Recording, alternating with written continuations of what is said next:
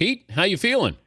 Hey, Dan, everything's going well. I'm finally home for a few Nice. days and off my marathon trip, but it was really fun this year. Went to saw 23 different teams, going out to see the Giants this week, see a couple more games this weekend, so I feel like I know a few things. Best team you've seen so far, if you can even extrapolate what you've seen to say, yeah, they're really good. I'd say, I'm a victim a little bit of the days that I was there. 49ers were really good the day I was there. Colin Kaepernick is sharp as a tack.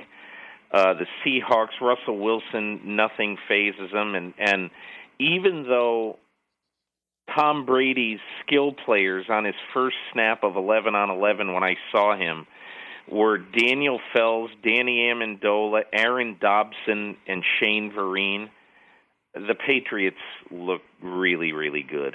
So, but of the other teams that you don't really think very much of, probably the other teams that I liked, one team I really liked the day I saw him was Buffalo.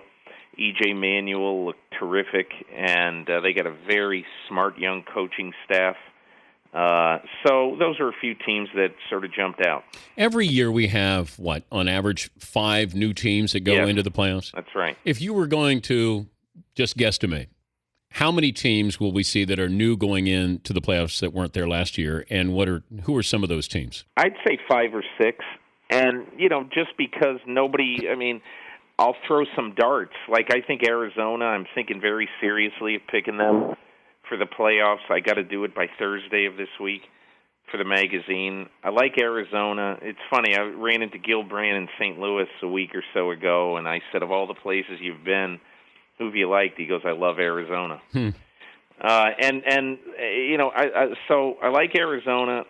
I think I would have liked Miami before the Dustin Keller injury, but the fact is their tight ends now are a total wasteland, and Ryan Tannehill really needs the tight end position. And then, the one other team that I keep thinking, because the day I saw them, their offense was so impressive. I mean, Michael Vick went 7 for 7. He completed 7 passes in a row and never was in a huddle in 2 hours and 20 minutes.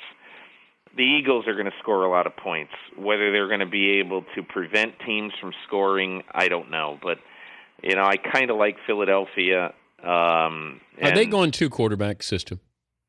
I don't see them doing that, but I do think that one thing that Chip Kelly has to feel good about today is that he feels like there's 2 quarterbacks there he can definitely win with, and we're not even talking about Matt Barkley. And eventually I think Matt Barkley's going to get his chance there. Peter King from Sports Illustrated joining us. Dan Patrick Show, his website, the mmqb.com. It's a must-read for the NFL fan. I'm also trying to figure out who is, if we put in 3 or 4 or 5, then you have to take out 3 or 4 or 5. The surprising team that won't make the playoffs this year is who, in your opinion? That's a really good question, obviously. I should have studied up on that since I knew you would ask me a confounding question like that. I'll tell you one thing that I'm thinking of doing. I'm thinking of picking Indy to win that division and Houston to be a wild card this year. I worry about Arian Foster's injury. But as far as teams that are going to fall to earth, I think that's like predicting who's going to get a big injury in September. And that's why it gets to be, everybody said, well, how come you pick chalk? Well, you tell me that the Green Bay Packers aren't going to make the playoffs. I mean, how are the Green Bay Packers not, even if their defense is the 22nd defense in football, how are they not going to make the playoffs? And so I don't know. I'm going to have to take a pass on that because I'm confounded by it. What about the Steelers not making the playoffs? Well, I mean, I think that's definitely possible because I think they're trying to rebuild their defense. Dick LeBeau, you figure, is going to get it done. But what concerns me about the Steelers right now is this nagging injury to Le'Veon Bell, who, the day I saw him was as good a player as I saw in training camp, as good a rookie as I saw in training camp on my whole tour. Guy cuts very, very sharply. He's tremendously strong for a guy who can cut like that, and I would worry about him. But and again, Ben's going to have guys to throw the ball to. He's without Mike Wallace. Heath Miller's going to be out at the beginning of the year. So, I wonder where his skill position production is going to come from. You got the Pirates on the verge of making the playoffs. I figure it's time for the Cleveland Browns to make the play. I don't want to buy all the way in, but I like the Browns for some reason, Peter. The day I saw Cleveland, I saw a couple of guys on their defense, Barkevius Mingo and Phil Taylor, just killing it out there. And Phil Taylor is a less famous Haloti Ngata. He's going to be really good, I think. And the whole question is Brandon Weeden. The day I was there, he had a bad day, but he's had two very solid preseason games so far. And I think, Norv Turner and Brandon Weeden, Norv Turner is going to make any quarterback a little bit better. If he makes Brandon Weeden significantly better, there's no question the Browns could be over 500 because their defense is going to be good.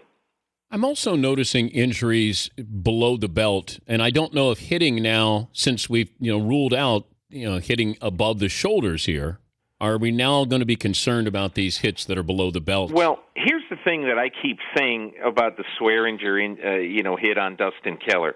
Let's be honest. You see that play, that hit, 50 times every Sunday. Yep. You see guys, hitting guys in the thigh, in the ankle, in the side of the leg, whatever. And, sometimes it's bad and sometimes it isn't. Sometimes guys walk away. That's football. And I hate to be cavalier about it, and you shouldn't be cavalier about it. But I just think right now you have to make a decision. You can't say to guys you can't hit below the waist, or you can't hit in the open field below the waist. You've got to tackle from shoulder to waist. I mean, that's ridiculous. You're taking away 60% of the body that you can hit as a defensive player, and I think it's not fair. I think the NFL is doing the right thing in trying to eliminate the head hits, and receivers are just going to have their head on a swivel. I hate to be again. Mm-hmm. It's silly because some of these things are absolutely unbelievably unavoidable. So there's nothing anybody can do about it. There are going to be those injuries, but honestly, Dan, there are those injuries every year in the NFL. Before I let you go, knowing you're a big baseball fan and a Red Sox fan, what happened with Alex Rodriguez last night? Is there any parallel that happens in the NFL where somebody is meting out punishment or, they're taking upon themselves to do something to somebody, as it seemed like Ryan Dempster was, that he was doing something for baseball by hitting Alex Rodriguez? I was thinking about that last night. I was thinking, have I ever seen something that was absolutely intentional that everybody in the stadium could see and forget what the manager and the pitcher of the Red Sox said about it afterwards? We all know that he was trying to hit A-Rod. And the only thing that I can think of is those sort of deep, dark secrets in locker rooms where if in one game during the course of the year, Jared Allen hits Aaron Rodgers late, that the Green Bay linemen in the next time they play are going to remember that, and they're not going to go take a cheap shot at him. They're not going to hit him at the knees or anything like that, but they're just going to remember that, and the next time they play him, I think they're going to try to hit him as hard as they can within the spirit of the rules. But as far as going after a guy, to me, the way they went after A-Rod, to me, that was out of the longest yard. It really was. I thought it was absolutely amazing. And again, look, I'm a Red Sox fan, but I definitely think Dempster should have been thrown out of the game. Good to visit with you, Pete. Safe travels. All the best, Dan. Thank you. All right, Peter King, Sports Illustrated, and his website, the mmqb.com. Peripatetic, Peter King.